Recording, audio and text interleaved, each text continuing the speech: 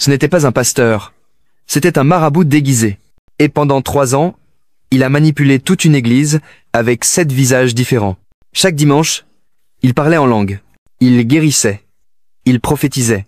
Mais un jour, une fidèle tombe enceinte, alors qu'elle dit n'avoir jamais couché avec personne. Elle avoue, le pasteur lui rend des visites la nuit, en rêve. D'autres fidèles racontent des cauchemars étranges. Toujours la même chose. Un homme en soutane sans visage.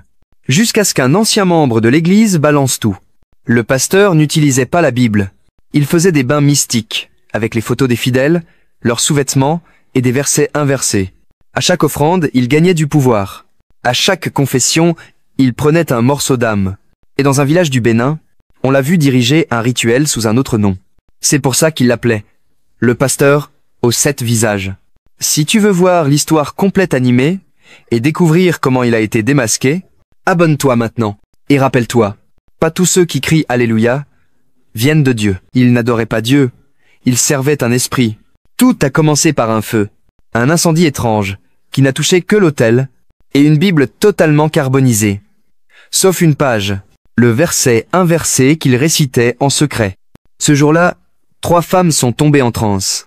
Elles parlaient une langue ancienne. Une voix masculine sortait de leur bouche. Un diacre, pris de panique, a volé un vieux cahier caché dans la chambre du pasteur. Ce qu'il a trouvé, des schémas mystiques, des prénoms barrés, des dates de décès, qui coïncidaient avec certains membres disparus. Et puis, une cassette. On l'y entendait réciter « 7 visages pour dominer, un trône pour les unir ». En réalité, chaque visage était un pacte signé. Et à chaque fois qu'il portait une autre apparence, il parlait avec une voix différente, un accent différent.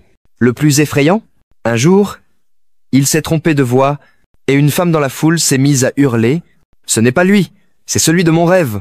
Dans la partie 3, tu découvriras qui l'a trahi et comment son vrai visage a été révélé.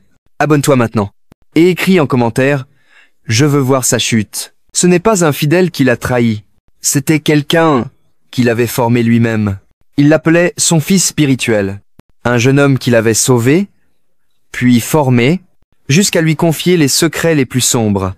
Mais c'est lui qui a tout révélé. Le feu sur l'autel, c'est lui qui l'a allumé. Le vieux cahier, c'est lui qui l'a laissé à découvert. Et la cassette, il l'avait copiée depuis des années. Le dimanche suivant, il est monté sur l'autel. Calme, froide, précis. Le pasteur que vous suivez n'a jamais existé, dit-il. C'était un masque, derrière lequel se cachait le vide. Il a sorti un miroir ancien et l'a posé devant l'homme en soutane. Personne ne vit le reflet, sauf lui. Il s'est figé. Ses 7 visages ont vacillé, se sont superposés, tordus, puis se sont effondrés. Et sous les masques, rien, aucun trait. Un visage vide, comme si l'âme avait été volée. Ce jour-là, la foule a vu la vérité. Il ne priait pas un homme, il servait une illusion. Tu veux savoir ce qu'est devenu son fils spirituel?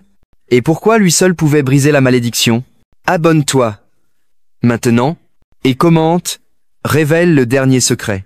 Souviens-toi, on peut tromper les autres, mais jamais son propre reflet. Il connaissait tous ses secrets, mais il avait gardé le plus dangereux pour la fin.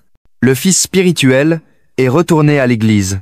Seul, à minuit, il savait que les 7 visages n'étaient que des fragments d'un pacte encore actif. Il a placé le vieux cahier au sol, puis sorti un miroir brisé et le clou rouillé que le pasteur lui avait confié autrefois. Il a enfoncé le clou à l'endroit exact où le pasteur prêchait. Le sol a tremblé. Une voix a retenti. « Pourquoi m'as-tu trahi ?» Mais cette fois, il n'a rien répondu. Il a levé le miroir vers le plafond et murmuré « Je ne suis pas ton héritier. Je suis ton reflet. Et je t'efface. » 7 ombres se sont figées autour de lui, puis ont disparu, une à une.